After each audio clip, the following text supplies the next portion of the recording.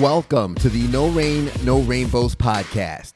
This is a show about pushing through obstacles and hard times in order to live a happy and fulfilled life. I'm your host, Ted Phaeton, and it's a pleasure to have you joining us. I hope you enjoyed today's episode. Let's grow.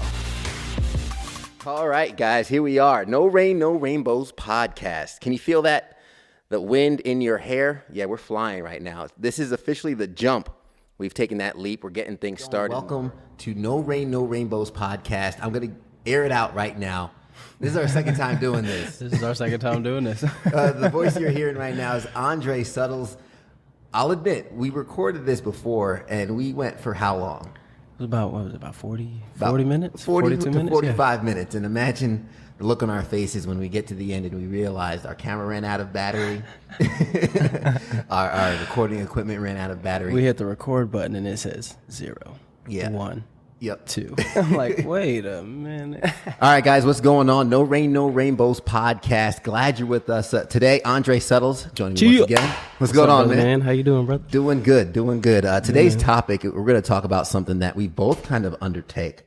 We undertook this, and we find it really important. We figured anybody out there that's listening, big goals in their lives, they want to accomplish stuff. It's something that's important in terms of saving time, saving money. We're talking about mentorship. We're talking about coaching.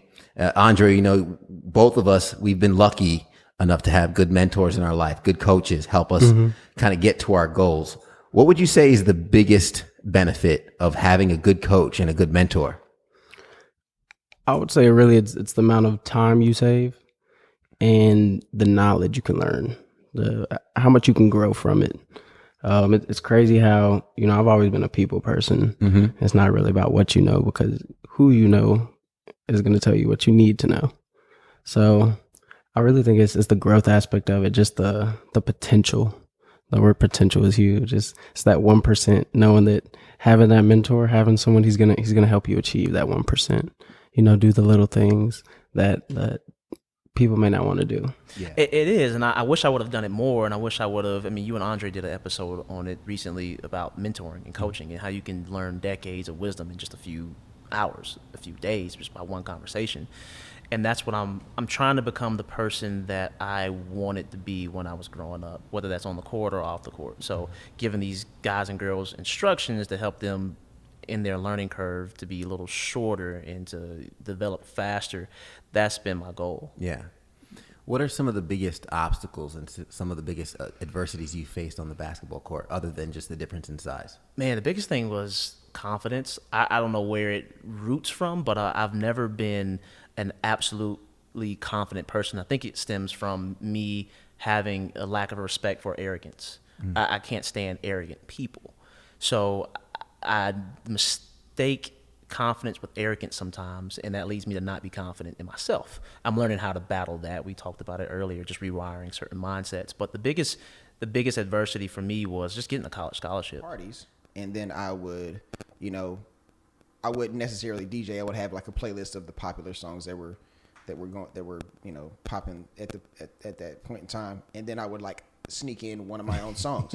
And while I'm sneaking it in, I would get on the mic and I would kind of like, I would perform it. Yeah. And then I would perform like one or two of my songs and go back to the stuff everybody knows. Did people like it? Yeah. I mean, it's like, and you know, sometimes you would do remixes of like, I would take out a verse of a song that's playing right now and I would make my own verse. They're like, oh, what's this? You know, he's rapping. Oh, wow. I thought I knew this song, but he's got his own version. Yeah. And then boom. And then after that, you know, I was like, all right, cool. Y'all like that? That was cool. Let me give you back this other stuff that you do know. And then that way, like I said, back to the owners and the managers. So they're like, that was different. Yeah. But he's back to this other stuff that I do know. So all right, whatever. We'll let it slide. That's so funny that, I mean, did you plan that, or was that kind of just your instincts? That was definitely planned. Like, yeah, I went in, I'm like, this is what I'm going to do. I'm going to try it and see if it works. And if they book it, if I have a good night, if I have a bad night, if they have me back then that's a win. I want to ask about maybe the transition into coming into your own and whatnot. What are some of the biggest challenges you've kind of come across through the years growing up, whether it be through high school, college, or taking on this role with Greenville Drive and Clemson basketball? Sure. Well, the biggest challenge is for me, like I said, there was a lot of I get energy from being in front of people. You know, people always say that it's public speaking, that arena of work. And there's a lot of ways to do public speaking. They always talk about how that may be the number one fear is public speaking, being in front of people. And for me, that is something that gave me energy. Most people are completely drained of energy in that environment, and it just always kind of gave me energy from a young kid.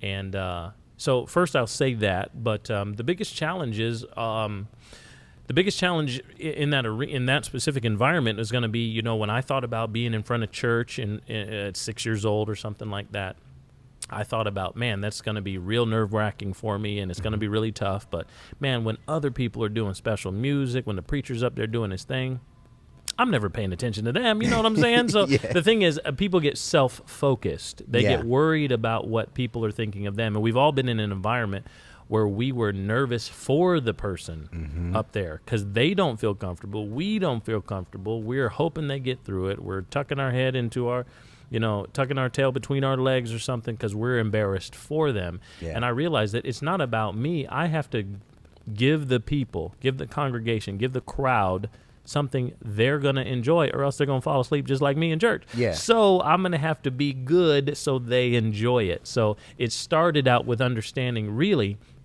that it's not about me, it's about helping other people have a good time. I think instant gratification is a huge problem for this society. I mean, there's people who won't even wait until the popcorn hits zero in the microwave and they want to open it. Yeah. And I know it's something I've struggled with for a while, that wanting to get there so much you kind of forget to appreciate the journey. So patience is huge. Absolutely. When you're turning things and it's around. one of those difficult things, if you pray for patience, God doesn't give you patience. He gives you the opportunity to become patient.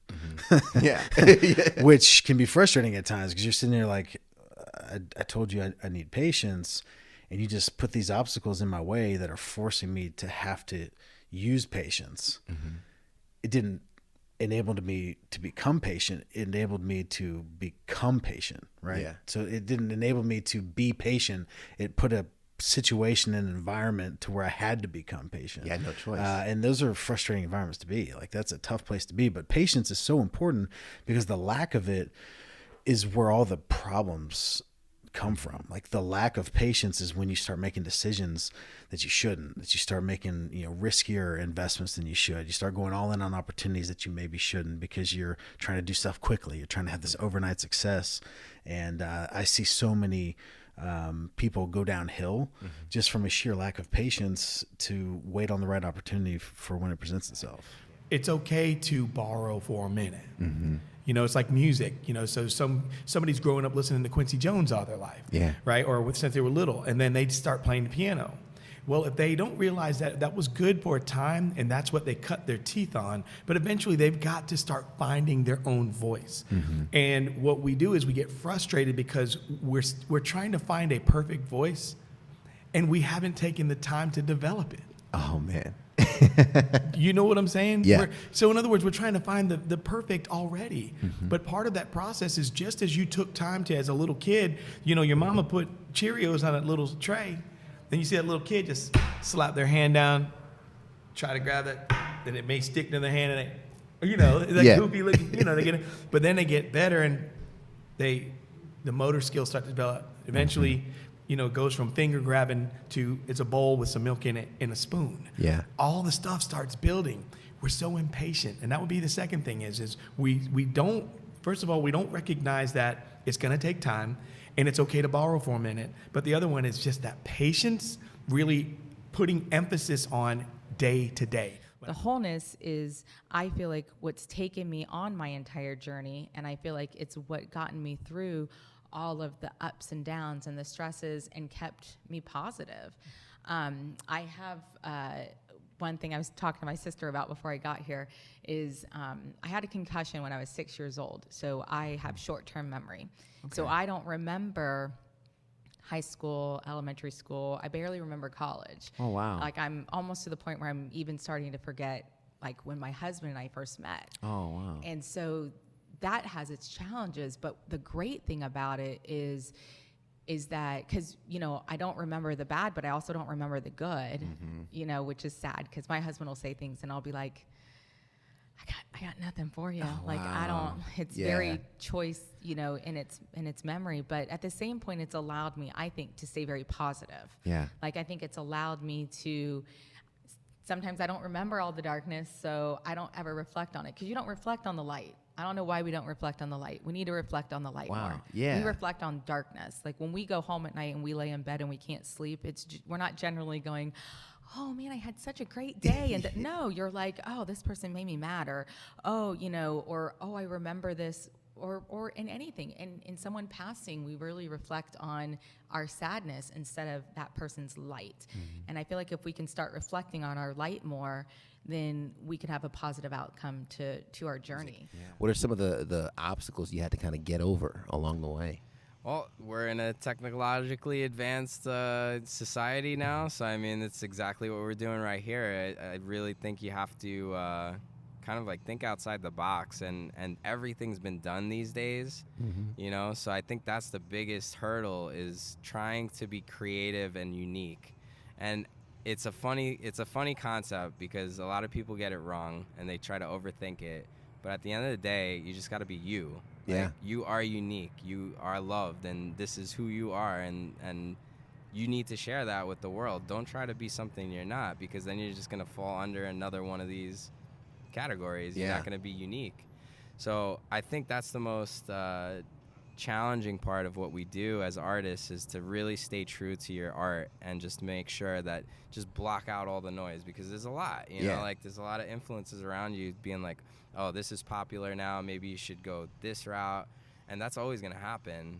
So it's really important, I think, to just stick to your guns and just make sure that you're really just doing it for you. And then if people don't like it, whatever, it's not for them, you know, like that's fine. Everybody's got their own opinion, everybody's entitled to that, but there are going to be people that relate to that. So I would say definitely that was a big hurdle for me. It's something like you posted, I don't know if you posted it today or yesterday on Instagram, and make sure you drop all your social media tags before we finish up.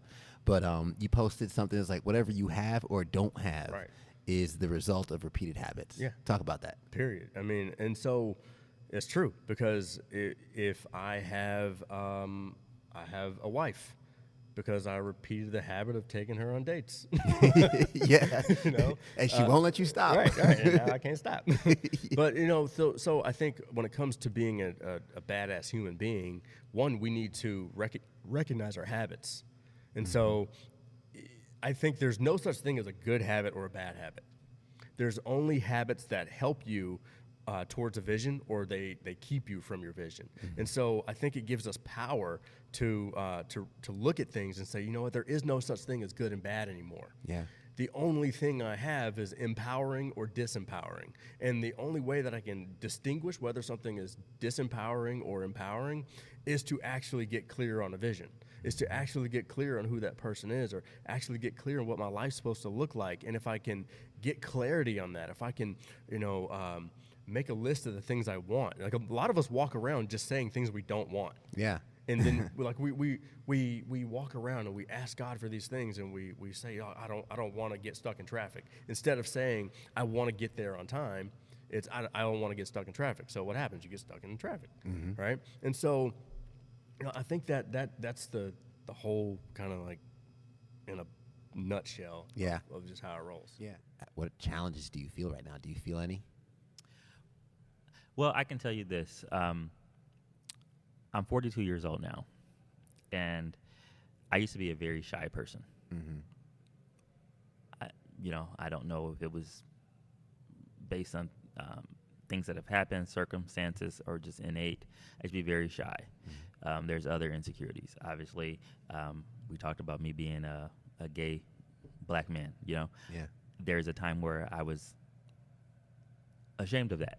Yeah. And didn't want to admit that or pretend that I wasn't. And I hid it. I did lots of things too. And not only trying to hide it, but just not wanting to be that. Yeah.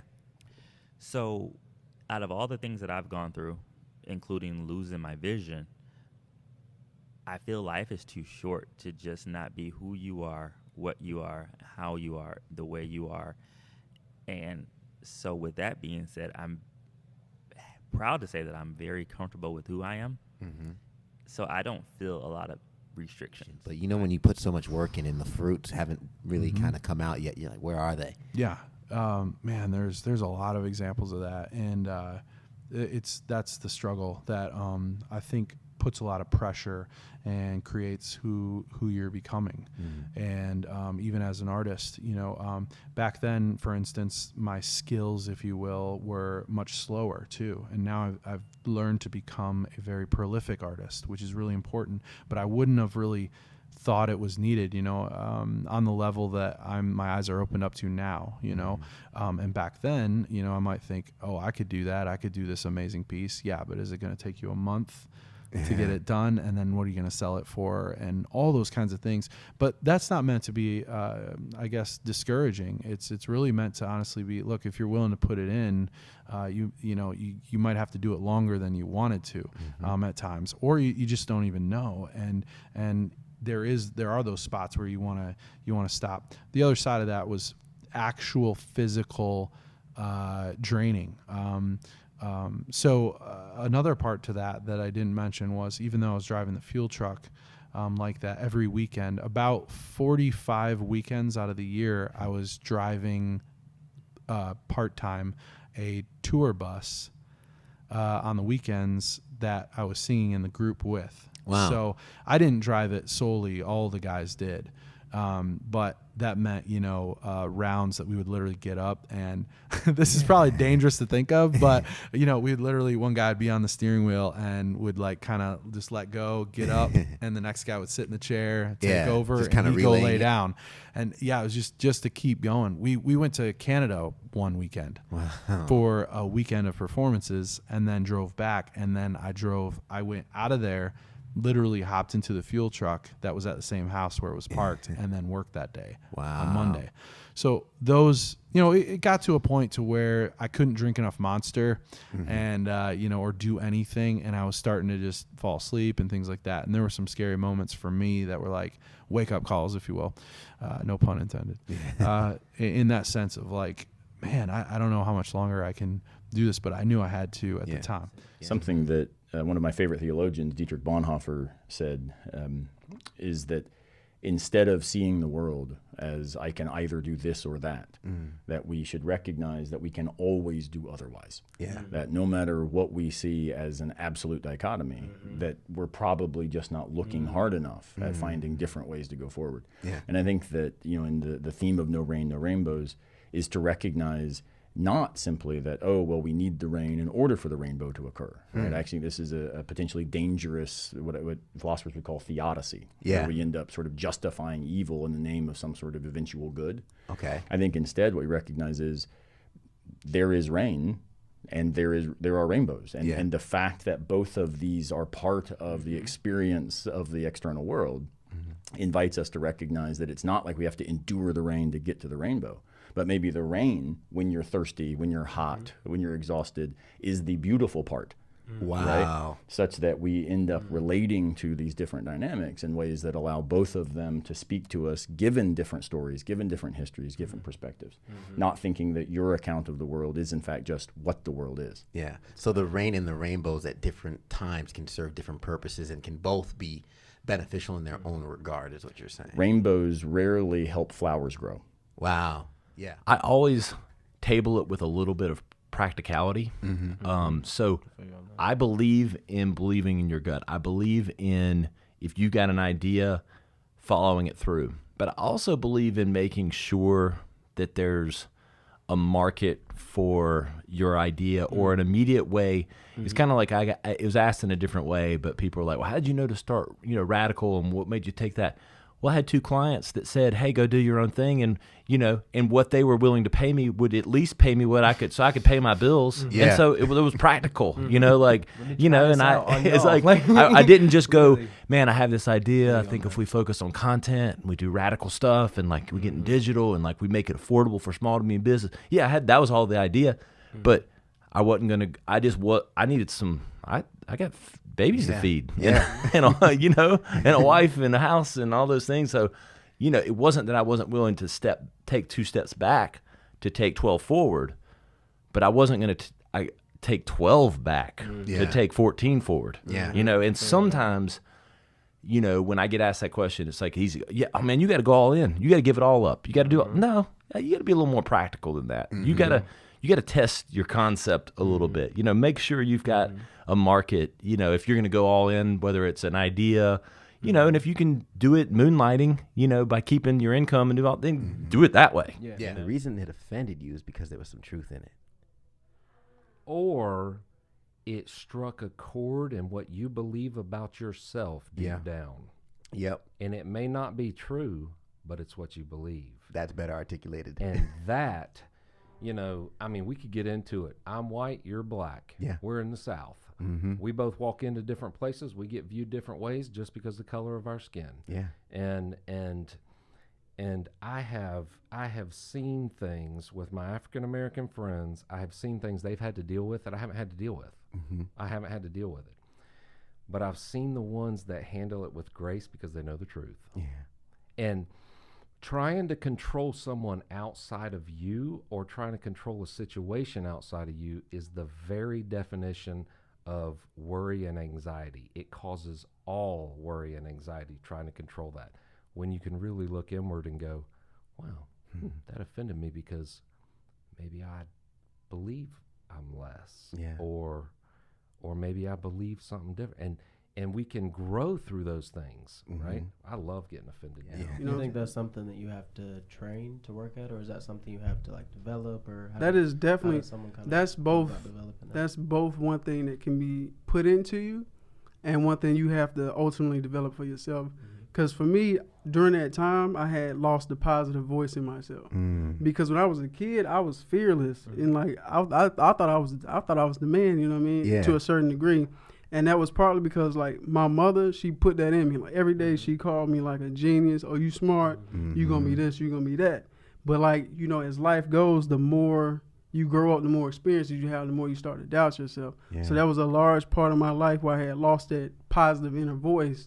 And especially when I was, at my lowest and I wasn't where I wanted to be, then that's just all that was coming. But then, every now and then, that same voice is still in you, that positive, oh, you can do this, you smart, you know what I'm saying? But you have to choose to listen to that voice and block out, the negative voice. I'll do a little verse off of Moving On. This is one of the songs that I wrote too. Oh, yeah. I feel like heartache is a friend of mine, and I feel like getting drunk on killing time. Ooh, ooh. So I think I'll go out on a Friday night, and maybe everything will be alright. Ooh, ooh, ooh, ooh. I wrote the right song for the wrong one, and now she's gone, but to each their own. Bruised my heart, but baby, it didn't break. You got me burning bridges down every road I take. But baby, I'm moving on. Yeah, yeah. Baby, I'm moving on. See, I was lip singing. I didn't want to mess it up.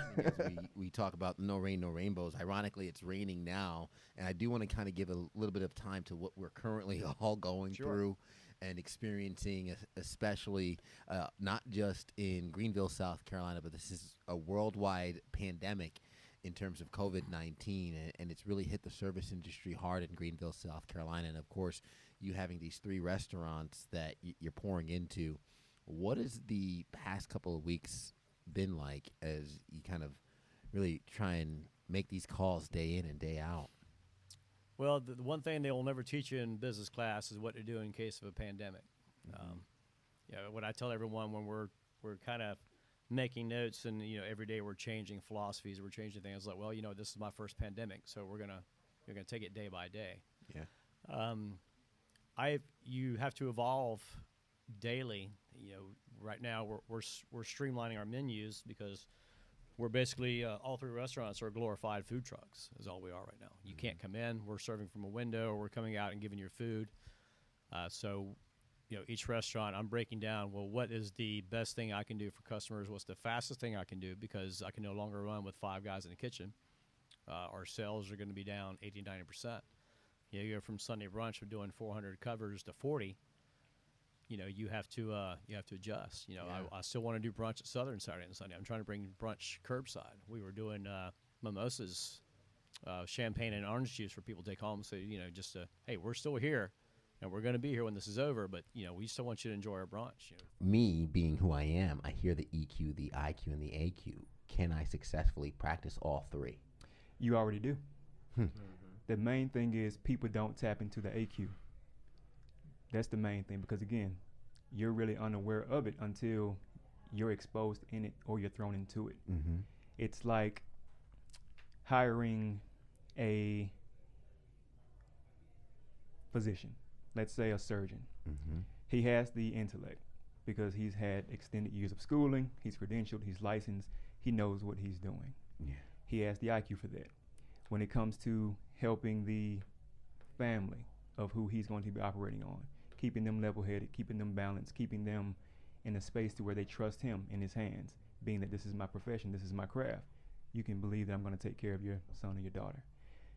But let's say hypothetically he's just coming out of school and this is his first surgery. Now, does he have the adaptability to stay calm, knowing that this life is now in his hands, literally, in comparison to a 20-year surgeon, to where it's muscle memory. I can do it with my eyes closed because I've seen this. I know what this looks like. The new physician, something goes wrong within the surgery. It's real now. Life is in your hands.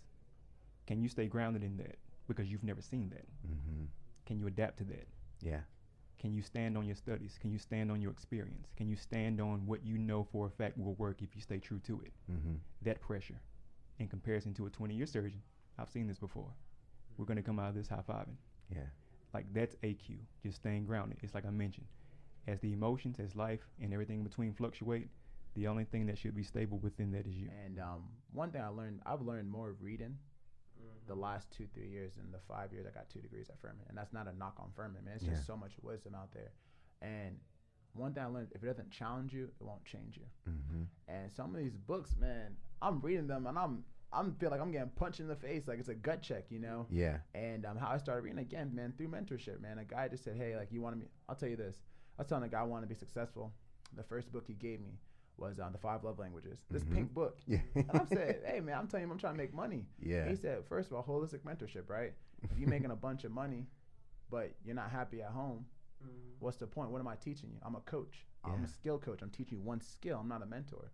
Second, he said, shoot, even if you're making a lot of money, if you get divorced, you definitely gonna lose your money. So I had to understand that there's levels to this. This whole game comes together, right? You can't just say, hey, this is easy. I'm gonna work right here. I'm gonna ignore everything else in life. If you're gonna grow everywhere. Yeah. A rising tide raises all boats. And that applies to yourself, not just helping your teammates or helping people around you. Raise all your skills that you can. Obviously, you have to be, strategic, right? Not everything deserves the same amount of time. But anyway, so, I got one of those first books, was The 5 Love Languages. And then I just started diving into things because what I learned is that success is universal. Whether I'm a trash man, whether I'm a lawyer, whether I'm a doctor, whether I'm a football player, the same principles that will make me successful over here are the same things that will make me successful over here. So I'm feeling like a high schooler again, And I'm like laying in my bed doing whatever. And my dad's like sitting there on the floor in my room, like playing on his iPad or something. And we were like bonding, but hanging out. And he says, I'm like, Dad, I can't believe everything I've gone through with Lyme and with this breakup. I had been engaged. He had involvement in my company. I had to spend $20,000 getting him out of my company. It was this whole thing, right? Restraining orders, messy. And then we lose my little brother. I said, Dad, I can't believe everything I've been through. This is so horrible. It's not fair. And he goes, Katie, I guess I can finally lift the spell now. And I was like, what? And he goes, I think I'm going to finally lift the spell now. And I was like, Dad, what are you talking about? And he's like, look, to be honest, like, you weren't that interesting. You're like this pretty white girl. You went to Vanderbilt. Like, you're not that interesting. He's like, now you've gone through Lyme. You've lost your brother. You went through this horrible experience where you had to fight for ownership. Like, now you've actually been through something. Now you can actually speak to people who have been through hard times. Who wants to hire you as their life coach when you haven't been through anything? He says, well, let me tell you something. This can go two ways. You can get here and be around other people that did what you did and think you're going to be better at it and go out and try it again, and I'll see you back here in a few years. Or you can choose to never come back here. I'm still not getting it. He said, what are you wearing? I said, green jumpsuit, black boots, like everybody else. He said, what's on your shirt? 128319. He says, okay, you have no sense of individuality. They've taken that from you. You have no name anymore. All you have is a number. He said, they've taken everything from you except your ability to choose. And every day you get to choose whether you're going to be the kind of person that comes back here again or not. Wow. And that was it. We didn't have another conversation the whole time I was there. But it was that day that changed my life. And so then when I went to boot camp, I remembered every day I get to choose. So one of the ways that they punish you in boot camp is fitness, high knees, burpees, running.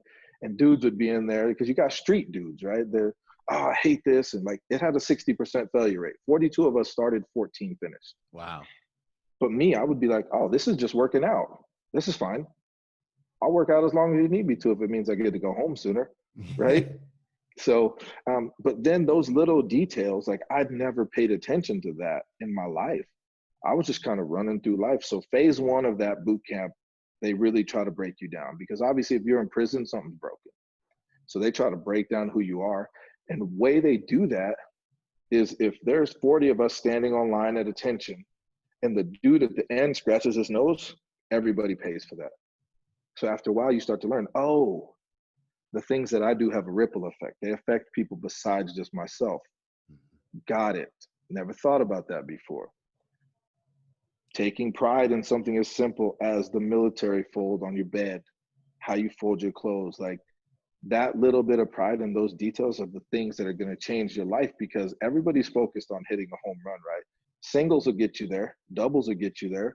Small hinges swing big doors, but we always think we have to do these massive things to be great, right? Do you think anyone can, regardless of their situation, can just work hard and prove themselves for the next position?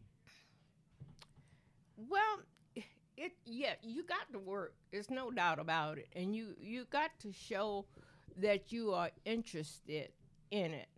Yeah. Whatever it is, or whomever that you are working for. Mm-hmm. Sometimes I think that has a lot to do with it. The person that you are replacing, if they are for you, it helps. Mm-hmm. And if they're not, you aren't going to get that job. It's not going to happen. No, it's just not going to happen. And basically, I think all the jobs that I did get, it was because I would pay attention. Mm-hmm. If they had vacation or if they were sick and they needed somebody to fill in, mm-hmm. I was always available. And there you have it, guys. Always available. That's what we're trying to be here at No Rain, No Rainbows after 100 episodes. Man. Huh. Andrej, how's it feel? We blinked. We blinked, and it was here, man. That's how I feel. Yeah. I feel like it happened yesterday, man. Yeah. Good, especially going back through and watching all those, bro. Like we just were sitting here smiling about it. Like, shoot, we've been around, you know. Yeah. We've talked to some people, so. And we're only getting started, guys. We've been doing one episode a week, 100 episodes, so we're coming close to 2 years now that we've been doing this podcast. And just like you mentioned, man, watching all those clips back, here's the thing. that was only like 25% of the episodes we've done. Literally. It was the hardest thing was going through all 100 episodes and finding out which ones we wanted to take a clip of. This in no way, shape, or form is a best of clip. No. It's just what we got. That. Yeah. Because, I mean, there's just so much more that's great. There's value in every single episode. Yeah. There's value in every episode. And we're committed and focused on growing the podcast and continuing to bring another 100, another 100, another 100. But we don't want it to be another 2 years before we deliver another 100 episodes. Correct. We want to be able to add another episode per week so we can start doing 2 episodes per week. But here's the thing, man. We've been doing this for 2 years. It takes time. Yeah, it does. It takes money. It takes a lot of dedication on both of us. And we do it because we're dedicated to the listeners, each and every single one of you, the watchers on our YouTube channel.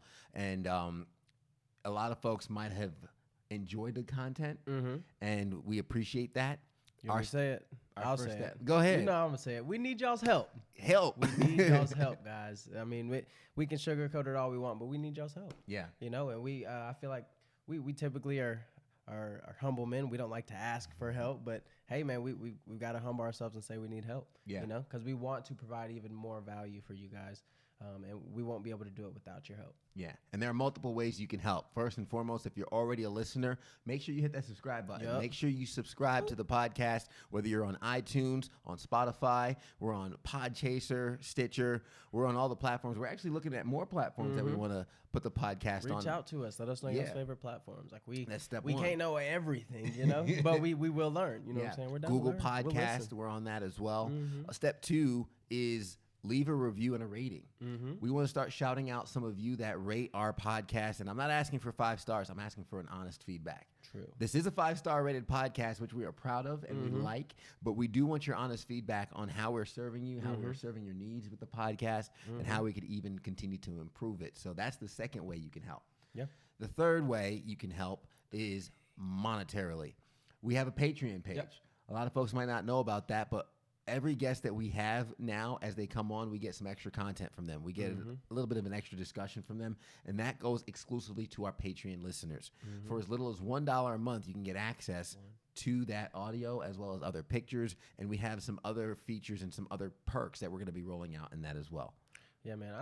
Number one thing for me, I'm excited for us to be able to grow even more. Yeah. Like the things that stood out to me the most was our growth throughout that first episode. Like I'm looking back at it now, like, it was a very wide angle. You know what I'm saying? I don't even think our mics might not have been hooked up right. Yeah, the windows behind us had us blown out. We didn't have a TED light, like nothing. Yeah, you know what I'm saying? Like nothing. But just to see the growth of it, and that's what makes me happy the most. Just to see that we can take this somewhere a lot farther than we realize. Yeah. And then not to mention just some of the amazing people that we've met along the way. Strictly off of, like, we didn't know these people. Strictly off of someone who's like, you got to get this person on the podcast. They are for what you guys are for. Yeah. On the mission. So just to meet those great people. I mean, I'm excited for the next 100. Yeah, can't lie to you. And I'll tell you what, as the podcast has grown and matured, we've actually started reaching out to people. COVID-19 kind of hit us a little bit, but we pivoted pretty quick, and now we continue to do our in-person interviews, but the virtual interviews, and that's allowed us to get our hands on business owners, 7-figure earners, and folks who are willing to take the time to sit down and share their stories. And they have even referred me to other guests. So as we increase the amount of guests that we're interviewing, we also want to keep our roots firmly down to the ground with the viewers, with you folks that are watching on our YouTube channel, that are listening on iTunes, Spotify, or Google. We want to continue to keep that part of this podcast. So what our goal is to add another episode, but a Q&A episode. Now, we want to do that per week. In order to do so, we're going to need some help. We do. Our Patreon page, if you go there, you see our goal is for $250 a month in terms of subscribers. That's not just one person. You can do $1, $5. There's different package levels.